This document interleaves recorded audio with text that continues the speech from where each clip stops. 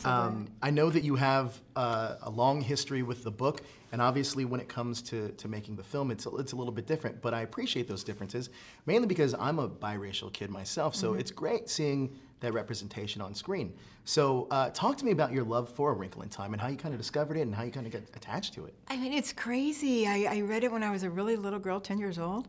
Loved it, wanted Walt Disney to make it and star me as Meg. And then when, when I didn't tell him about it, and then he died, and I made this, I don't know where it came from. I felt so guilty that I hadn't sent my letter to him to tell him about A Wrinkle in Time, that I thought, oh my God, I better send a letter to somebody. Right. And I didn't know anyone else to send it to. Walt Disney was the only one that made movies for children in those days. And so I thought, oh, well, I'll have to grow up and make it myself. I mean, that was literally it, right? And I just loved it. I thought it was a great adventure. I had never, ever thought that a daughter could do something a father couldn't. Right. I had a young brother that had learning disabilities, and I felt very protective of him, and that I thought he was special. There was just so many things.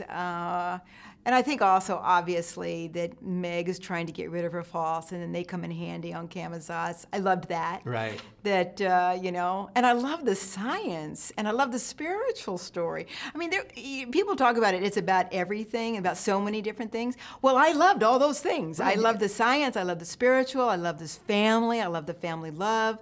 I love the fact that Meg really didn't appreciate the love around her until after the journey. And I will say, the thing that kind of surprised me when people would say, oh, it's about communism, when 10-year-olds read that book, they don't know anything about communism. Right. So it's very surprising to me that people would get locked into communism. It's not. It's about fear. And it's about overcoming your fear of the darkness so that it doesn't weaken you. Right. And so, anyway, so obviously there were lots of things. And I think in my case, too, I met Madeleine L'Engle and became very, very close to her. And there were many times when I was full of doubt, I guess despair. And I just loved her so much. And I really felt her love for me that I didn't want to let her down. Right, right. And so I think that also kind of kept me going. But then there was the third thing, and that was over the years, I would meet just thousands of people that loved the book. Sure. And they were all different. I mean, no two people saw it the same way. Well, depending on who you are, you get something different out of it. Exactly. So Right. they all saw it with a different lens. Like someone would say, the political statement it is. And I said, oh, really? You see it as a political statement? Someone would say it as a religious statement. I said, oh, really? You see it as a religious Right. I mean, so everyone was so different. And I was fascinated and curious by a story that could continue to appeal to people long after they left childhood. Bringing Ava on this project, she's an amazing director, bringing Ava on this project, what does that mean to you? And sitting down and watching your dream come true on a big screen, how did that feel? Oh my gosh.